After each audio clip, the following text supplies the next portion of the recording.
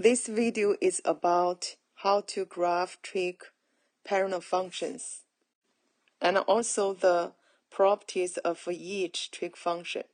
So how to graph sine function?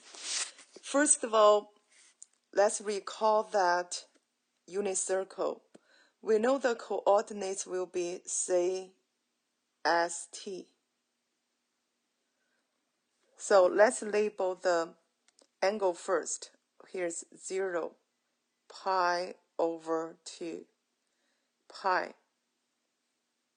Then you have 3 pi over 2. Then go back to x-axis, that's 2 pi. Okay, so find each coordinates for these quadrantal angles.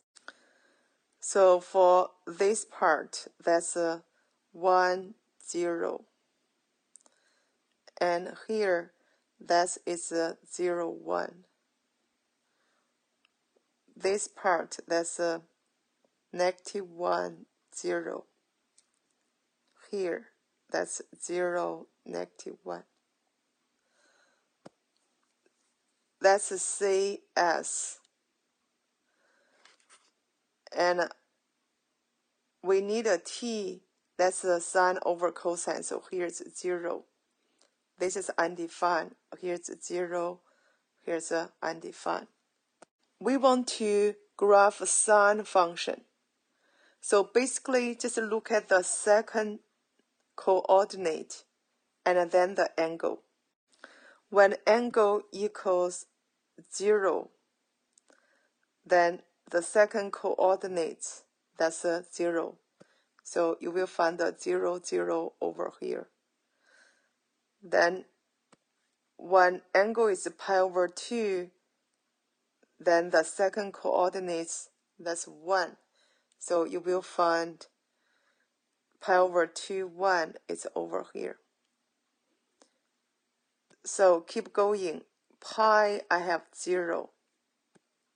That's over here. 3 pi over 2, that's negative 1. 3 pi over 2, that's negative 1. Then go back to pi over 2, we still have 0. So that's over here. We call this 5 points, it's key points. So whenever you want to draw the sine function, you need to find out 5 key points. So I smoothly connect this.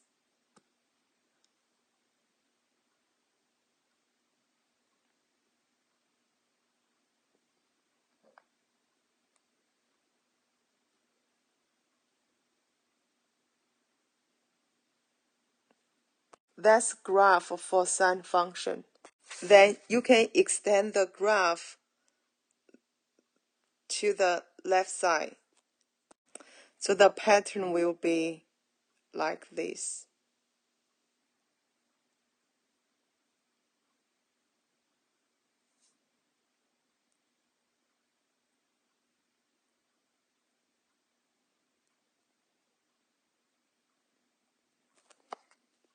It's like a wave.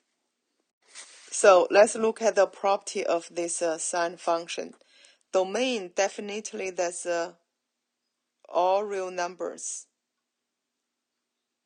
Yeah, let me write down this way.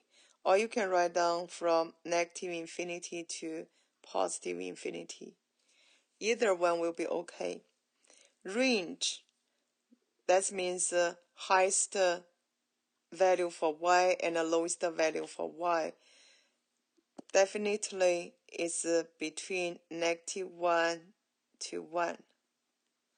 Period means for how long, and then it's keep repeating.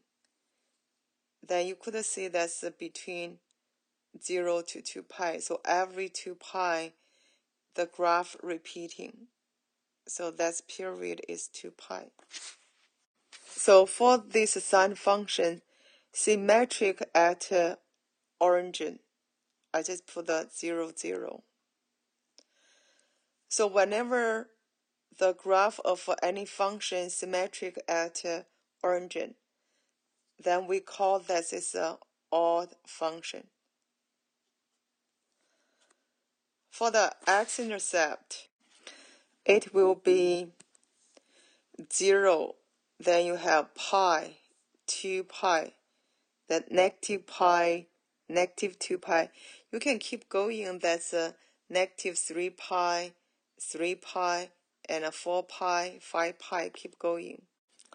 So we can write down that's k pi, and k is integers. Use this stand for the integer. For integers, that you have negative integers and positive integers, and also 0.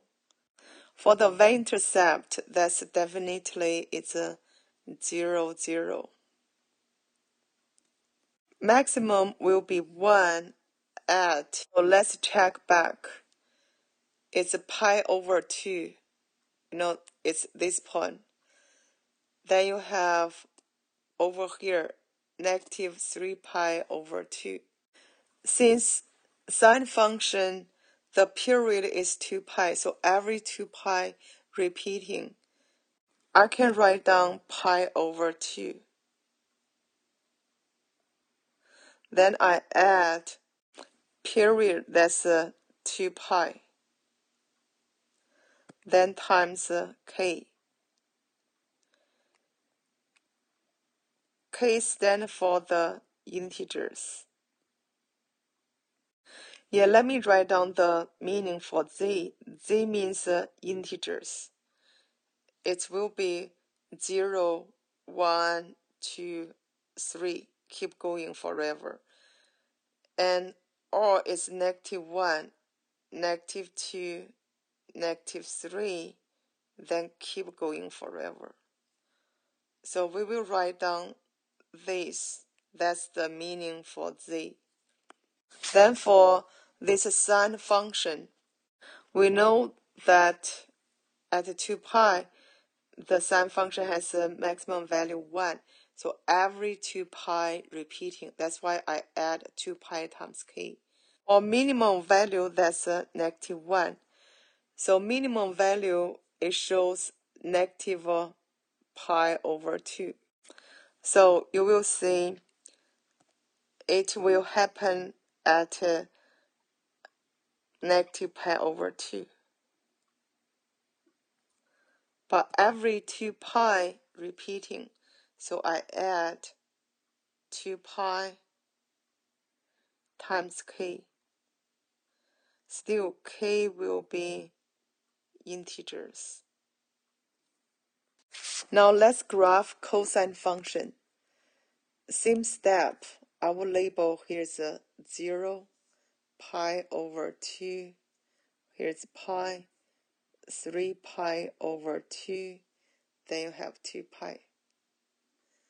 Then label the coordinates. That is 1, 0, 0, 1, and negative 1, 0, 0, negative 1. Since we're looking for the cosine function, we don't need the tangent function. So I don't write down the tangent function for the coordinates. And we know that's the first one. That will be the value for cosine. And I will find the points 0, 1. That's over here, 0, 1. And pi over 2, 0 now. Pi over 2, 0. Pi negative 1, pi negative 1. And 3 pi over 2, 0 is here. Then 2 pi is 1. You will find the 5 key points again for the cosine function. So I will connect those 5 key points now.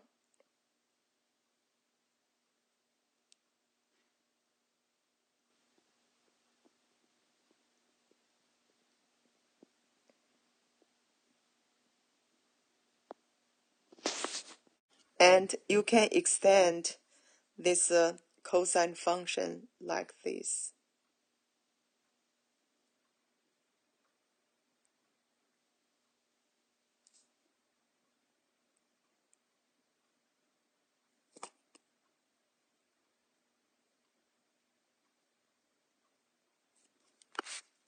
We can compare to the sine function. For sine function, it's like a wave, like this. But for the cosine function, it's kind of like a V, like this. You remember this pattern. This is a sine function, and here's a cosine function. But how to remember? Think about you pull from bottom, then you will got graph like this.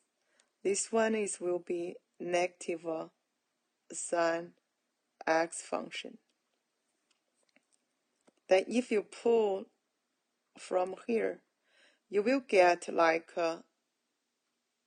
this, it's kind of like a cosine function. That's how to remember. So let's talk about property of the cosine function now. Domain definitely is all real numbers. Range, maximum value is 1, minimum value is negative 1. Period, every 2 pi repeating. Symmetric at y-axis. That we call even function. So for the graph of a function is symmetric at y-axis. That's an even function. For the x-intercept, you could find it's pi over 2. Then you have negative pi over 2, 3 pi over 2, negative 3 pi over 2. Next one will be 5 pi over 2. Then you have negative 5 pi over 2. Keep going. So I can write down like this. Here's pi over 2. Then negative pi over 2. Then 3 pi over 2. You have negative 3 pi over 2. So keep going. Then the pattern look like pi over 2 plus k times pi. And k will be integers. For the y-intercept, it goes to 0, 1. So for the maximum value, that's 1, where is it? So let's look at that. It's go to 0. Then they go to 2 pi. So next will be 4 pi. And over here is negative 2 pi. So basically, I will write down 0. Then you add 2 pi. You keep adding or subtract 2 pi. So I do the 2 pi times k. And k will be integers. So for this 0, you don't have to write down. Just write down 2 pi times k. For minimum value negative 1, it's a negative pi. Then you will get negative 1. But you can predict it will be 3 pi, and you will get negative 3 pi. So basically, that's pi. You add 2 pi times k, because every 2 pi repeating, k will be integers. Let's talk about transformation form for sine and a cosine function now. So here is a transformation form. Remember the b is outside this parentheses. For this b, outside this parentheses. And for each letter, there's a special name for that. This a we call amplitude. Amplitude, this a always like a positive. When you talk about amplitude, means positive. Period, you will get a 2 pi over b. And a frequency will be 1 over period. You learn this in physics class. Phase shift, that's C. Vertical shift, that's D. And midline, V equals D. Then how you get the D? D equals your maximum value, you add minimum value over 2. For the amplitude, we can do maximum minus minimum over 2 to get the amplitude. Remember these two formula. So how to remember? We know this is a maximum value. And here is a minimum value. Yeah, let me put over here, that's minimum value. Basically, for midline, it's the midpoint between the maximum value and the minimum value. You know, for the midpoint formula, that equals x1 plus x2 over 2, or y equals y1 plus y2 over 2. So you can count the maximum and the minimum value as y1 and y2. Find the midpoint. That's a midline we call. Basically, that's D value. And from the graph, how you get amplitude? Amplitude will be the distance between midline and the maximum value. Here's the maximum. So this is a amplitude. What's the meaning for maximum minus minimum? It will be the distance between maximum to the minimum. Then amplitude will be half of the distance between maximum and the minimum. That's why amplitude equals maximum minus minimum. So remember, the midline will be the midpoint. That's why you add maximum and minimum together, divided by 2. But amplitude, that's distance. So we do the maximum minus minimum over 2 to get the amplitude. For the phase shift and the vertical shift, basically that's a translation.